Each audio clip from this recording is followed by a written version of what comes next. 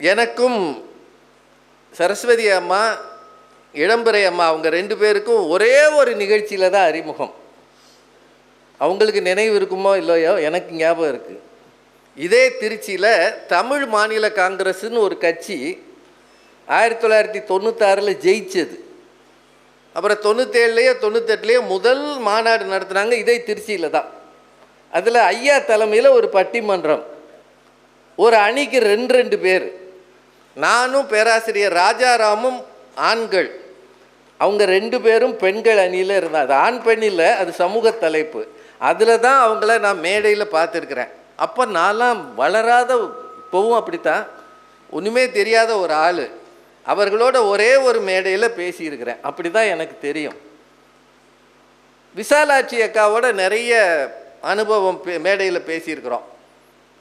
Bharathi madam ரொம்ப நல்லா சொன்னாங்க, பெண்கள் பேச வர்றது ரொம்ப கஷ்டம்னு. எனக்கு என்னவோ தமிழறிஞர் ஐயா அவர்கள் மேடைக்கு வந்த பிறகு பெண் பேச்சாளர்களுக்கு அதிக ஊக்கம் தந்தார் என்பது உண்மை.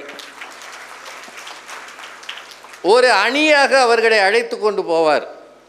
பெண்கள் வெளியில் போய் பயணம் பண்ணுறதெல்லாம் எளிமை கிடையாது.